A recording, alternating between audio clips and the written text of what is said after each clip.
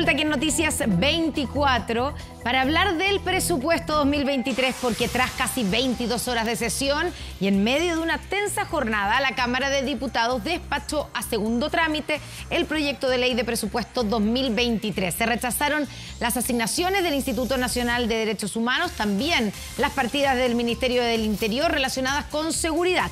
Para profundizar sobre este tema, estamos junto a Andrés Joanet, diputado independiente por la Araucanía. Diputado, ¿cómo está? Muy buenas tardes. Bien. ¿Cansado, no?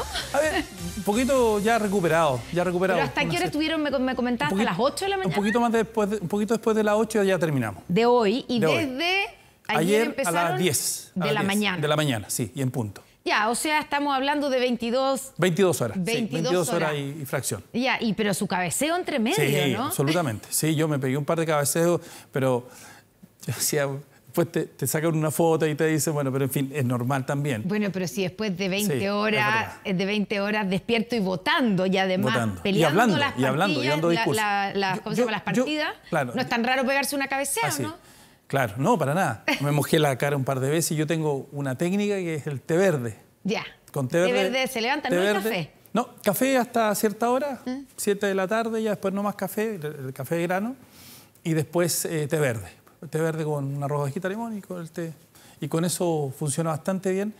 Pero como uno va haciendo discurso, ahí también yo lo improviso, así que lo voy anotando, preparando. Revitaliza nuevamente. Revitaliza. Hubo momentos de mucha tensión, pese a que fue así de largo, pese a que era la madrugada, igual hubo momentos de intenso debate, intercambio. ¿Cuál fue probablemente el momento más complicado o las partidas más complicadas? ¿Fueron las del Instituto de Derechos Humanos? Sí.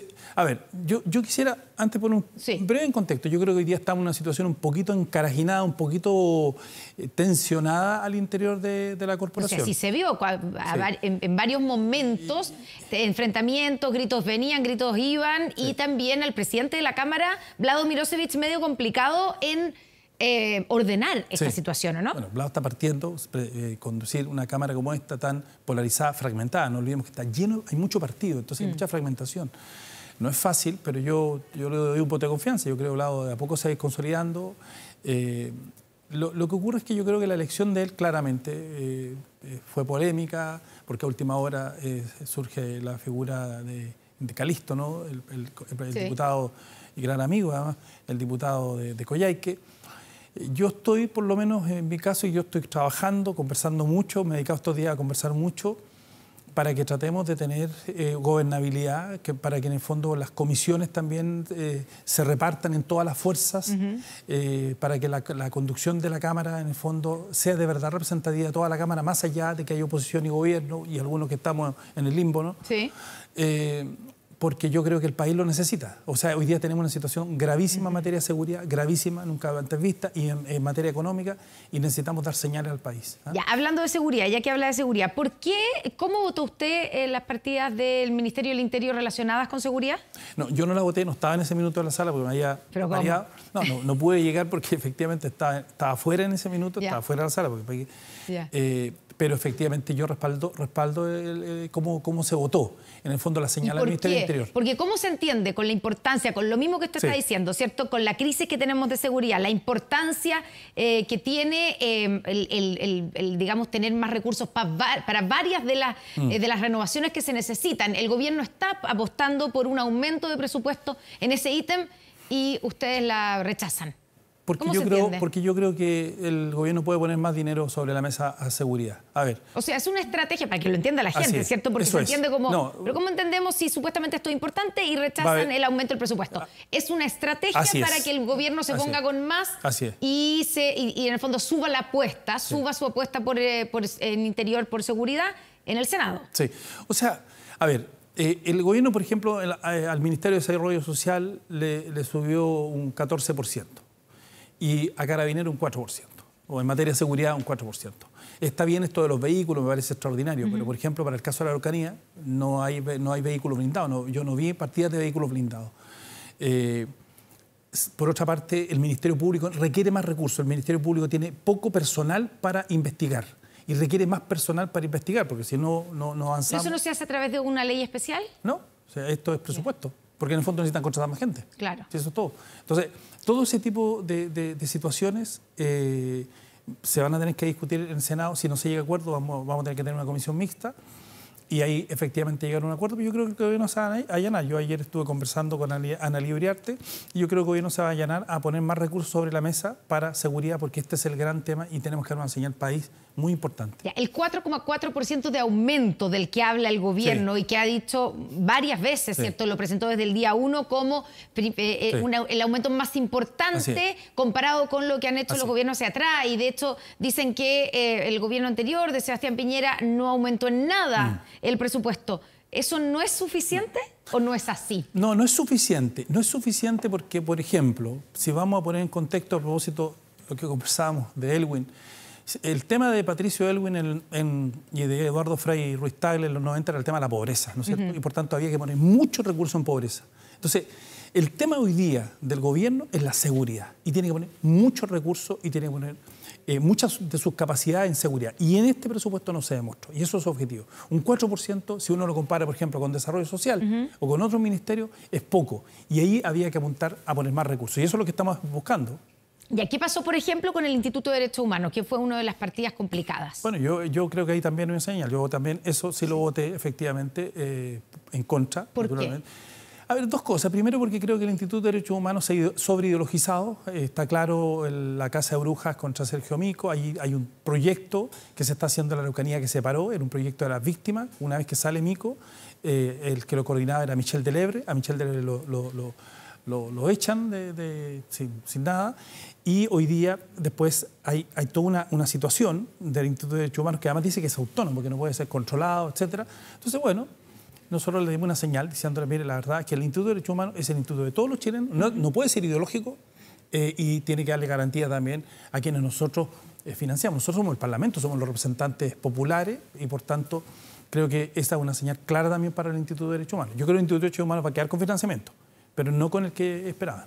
Ya, la PGU, o por lo menos el aumento de 250.000 pesos de la PGU, que se declaró a esta hora más o menos ayer, ¿cierto? Fue toda esa polémica que finalmente se declaró inadmisible y se perdió por un voto. Por un voto. Ya, ahí se entiende que por qué querían, porque además hubo toda una especie de polémica donde había diputados que decían se acabó la PGU, sabiendo que eso no es verdad, que con esto no se acaba la PGU. Lo que quiere el gobierno es poder hacer ese aumento a través de reforma previsional y con financiamiento permanente a través de la reforma tributaria. ¿Por qué querían hacerlo a través de la ley de presupuesto sabiendo que es una partida además que tiene gasto fiscal y por lo tanto no es no está dentro de las atribuciones del Congreso? No, o sea, perfectamente si uno pone una glosa y esa glosa es una ley y finalmente es una ley que se vota.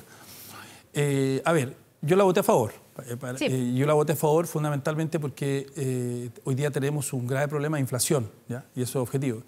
Y los adultos mayores están resintiendo eso, el tema de los medicamentos, etc. Bueno, y aquí hay que dar señales. Nosotros tenemos claramente los adultos mayores hoy día no pueden seguir esperando esta reforma previsional que puede llegar no sé cuándo. Y por tanto la señal era efectivamente que con la inflación que va a haber incluso esos 250.000 pesos a plata de hoy no van a ser 250.000 pesos cuando les lleguen. Y ese, naturalmente, fue el momento más complejo. Y la señal era, efectivamente, a los adultos mayores darle una señal, efectivamente, que como gobierno, como Estado, porque el Parlamento es parte del Estado, ¿no? Le daba una señal de respaldo también a adultos mayores que están esperando hace muchos años, efectivamente, mejorar sus pensiones. Ya, pero ¿sabían ustedes que podía ser, si se hubiera declarado admisible y se avanzaba, podía terminar eso en el Tribunal Constitucional? Sí, porque de hecho el ministro Marcel ya había dicho que iba a hacer reserva de constitucionalidad. Así es, pero bueno. Entonces, ¿no un poquito como populista? ¿No es un poco para la galería? Porque suena súper bien, obviamente, inmediatamente subir la pensión a los adultos mayores a 250.000 pesos. Sí, pero son 2.000 millones de dólares extra, ¿no? Y yo creo que el gobierno puede hacer un esfuerzo. De hecho, el gobierno, dentro de sus facultades, también tiene la posibilidad de endeudarse. Y así lo votamos ayer, para la posibilidad de que se pueda endeudar hasta 15.000 millones de dólares el gobierno, ¿no? Entonces, vamos a tener el próximo año un año muy complejo en materia económica y los adultos mayores Y no es populista, porque los adultos mayores son los que construyeron este país. Son en el fondo los que han hecho todo por donde nosotros no, si nadie pasamos. puede, No, si estamos por eso mismo digo, nadie puede estar en contra. Si el punto es cómo se hace. Hoy día estamos en torno porque además si uno sube la pensión garantizada universal es algo permanente, no es por mientras. Estoy de acuerdo. Y los gastos permanentes se necesita que tengan ingresos permanentes. Bueno, porque tenemos que hacer un esfuerzo como país hoy día en materia de seriedad también económica, estoy de acuerdo, pero también dar garantías para que este país empiece a tener, digamos, movimiento en materia económica, porque hoy día Chile no está creciendo, tiene inflación, el próximo año se ve peor, entonces también eso es estimular al gobierno para que el gobierno gobierne. Si el problema que tenemos, hoy día tenemos dos problemas fundamentales. Primero, tenemos un problema de Estado tremendo, en distintas áreas, en materia ¿A qué se de seguridad. refiere con un problema de Estado? Constanza, cuando tú vas a sacar al registro civil tu carnet... Ya, burocracia. Pero hace unos años atrás... Falta de modernización, que es la promesa que se ha hecho hace tanto Constanza, tiempo. si tú tienes buena memoria, igual... Nosotros tenemos un Estado hoy día que es el mismo de la década del 90. En la década del 90 funcionaba súper bien y nosotros nos sorprendíamos porque Chile rápidamente se iba tecnologizando, en fin, y funcionaba el Estado. Tú ibas y sacabas tu pasaporte rápido, tú en materia de seguridad veías a carabineros, había cierta garantía de seguridad, no lo que vemos hoy día. Hoy día tenemos un problema de Estado. El Estado no está respondiendo. Y por tanto, ese es uno de los problemas fundamentales. Y el segundo, el tema de gobernabilidad. Este es un gobierno que anda a 8 pezones, su objetivo, que partió con un diseño, después del 4 de septiembre hace un nuevo diseño y viene la antigua concertación a reforzar al equipo de jóvenes que estaban gobernando. Y por tanto tenemos dos problemas. Un problema de Estado que tenemos que enfrentar todos, porque hay que, más que modernizar, hoy día tenemos que reforzar el Estado, no es que metamos más gente, sino reforzarlo, y por otra parte que el gobierno empiece a gobernar. Y esta medida del PGU, que en el fondo es el tema de las pensiones para los adultos mayores, tiene que ver con decirle también, hagan un esfuerzo, no solamente ocupen las mismas fórmulas de siempre, ¿no? Ahora, uno podría pensar que si los adultos mayores son tan relevantes como son y el tema de las pensiones es tan importante, ¿por qué no se concentran en sacar prontamente la reforma previsional? Bueno, yo creo que ahora que el gobierno ya tomó el tema y tenemos, después de la discusión del presupuesto, al ministro Marcel en esto, vamos a concentrarnos para sacar una buena reforma de pensiones. Otro de los temas que estuvo en discusión fue el presupuesto, la partida para el Plan Buen Vivir. Sí. Que también, y que usted ha defendido. Por lo menos yo he sido muy crítico del Plan Buen Vivir, pero ayer la defendí. Anoche en la madrugada. Nadie entendía mucho eso. Entonces explíquenos, porque usted ha sido crítico del Plan Buen Vivir, que es este plan que se lanzó, digamos, desde el comienzo de este gobierno en la Araucanía, usted es diputado por la Araucanía.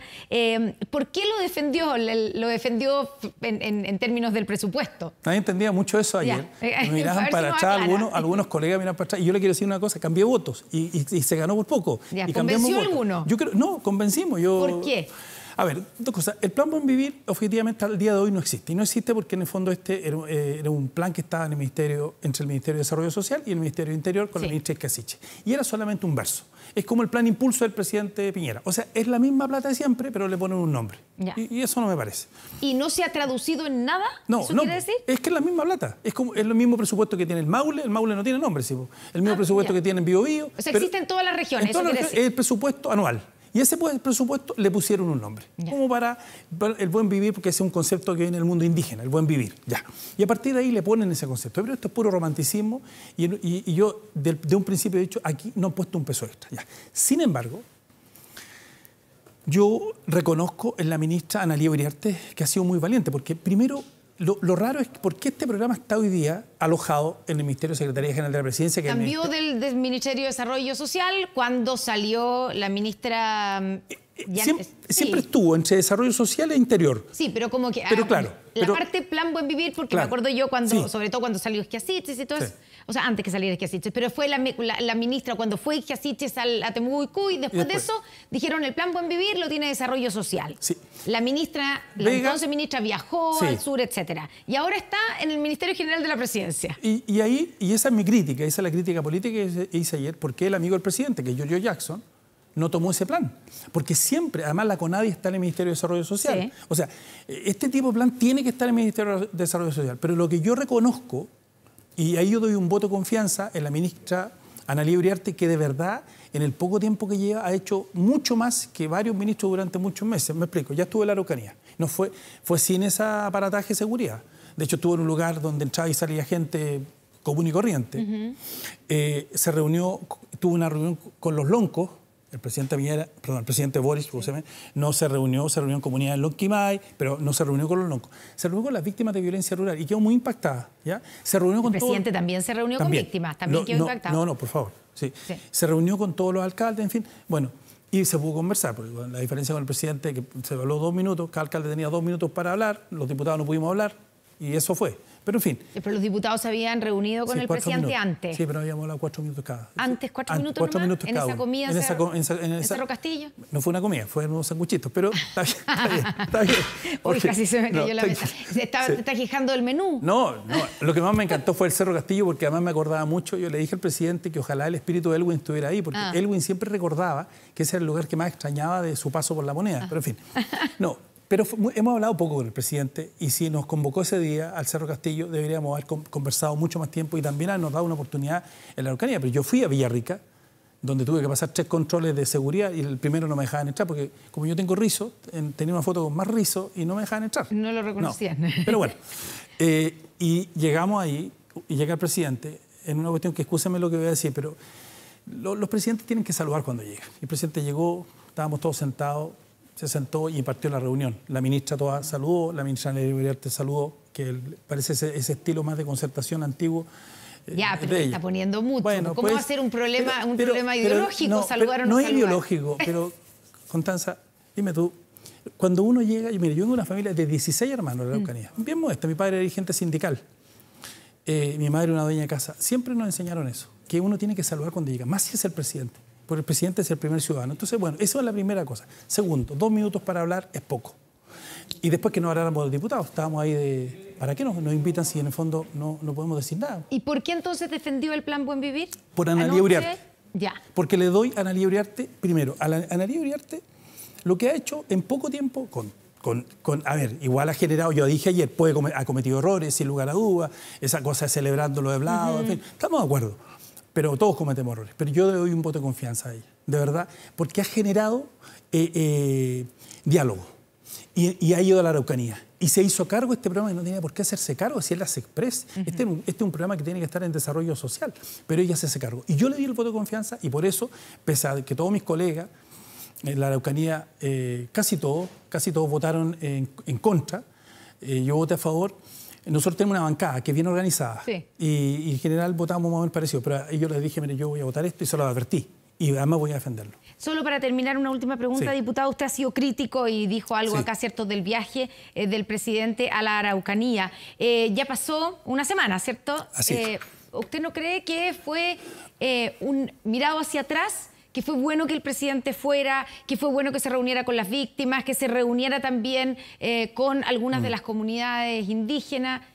O sea, ¿Usted cree que no pasó nada con la visita? Lo que pasa es que yo diría después de 8 meses, que además este era uno de los temas más importantes en el programa del gobierno del presidente Boris, uno esperaba un poco más. El presidente, ¿qué esperaba? A ver, por ejemplo, en materia de inversión no hay ningún proyecto importante. Me hubiera dicho, mire, vamos a hacer la doble vía de Freire, Villarrica, Pucón, donde ahora ya es imposible andar y hay muchos accidentes, pero en verano es imposible. Y ahí se necesita. Vamos a hacer hospitales. En todos los gobiernos se hacen hospitales en la Araucanía. Nosotros tenemos buena infraestructura de hospitales, pero faltan hospitales. Y en materia de seguridad, el presidente habló de puras cuestiones secundarias, porque habló de los mismos vehículos que están en la partida presupuestaria, pero no habló, por ejemplo, de los vehículos belgas que Carabineros necesita, los vehículos blindados. No habló de la Prefectura de Control de Orden Público que tendríamos que instalar hoy día en Tirúa, porque se acuerdan que nosotros con Jorge Burgo instalamos el 3 de diciembre de 2015 en Ercilla, en Pailahueco pusimos una y cambiamos la forma de pensar, pusimos un general a cargo. Nosotros, ¿qué le hemos dicho al gobierno? Pongan una en Tirúa, porque ya es tanto el delito, el terrorismo, que se necesita otra prefectura. Y otra cuestión que yo le he planteado y que el gobierno hace oído sordo, pero ayer el ministro de Hacienda me lo dijo, que está escuchando, es la Policía Militar de Frontera. Nosotros requerimos aquí una Policía Militar de Frontera. O sea, el delito, no lo digo yo, lo dicen los fiscales. Está entrando por la frontera, entra y sale cuando quiera. Aquí entran los mercenarios, entran, matan a alguien y salen y no les pasa nada. Y nosotros no tenemos control fronterizo. Poner a funcionarios de las Fuerzas Armadas a cuidar la frontera. Nosotros tenemos una policía militar, que es la policía, la Armada tiene una policía militar. Es ahora en la frontera. ¿Sabes cuántos carabineros tenemos en toda la frontera? en toda la frontera, 300 carabineros por turno. 300 carabineros para toda la frontera, eso es imposible. Entonces te entran por cualquier lado. Entonces, es que nosotros tenemos que generar una institucionalidad nueva, que es militares capacitados como policía, ¿ya? Y que custodien las fronteras con las capacidades técnicas, tácticas, de infraestructura, estos aviones no tripulados, el Hermes, este avión israelí, los vehículos que tienen, pero en definitiva que tengan la posibilidad también de detener, porque los militares hoy día no tienen la posibilidad de detener si alguien pasa en frontera. Y eso el presidente y el gobierno... Salvo lo de anoche, dijo que el ministro de Hacienda... Ayer me empezó a escuchar, anotó, y eso es muy importante. Diputado Andrés Ruanet, diputado por la Araucanía, muchas gracias por esta conversación aquí con Noticias 24. Muy buenas tardes. Buenas tardes.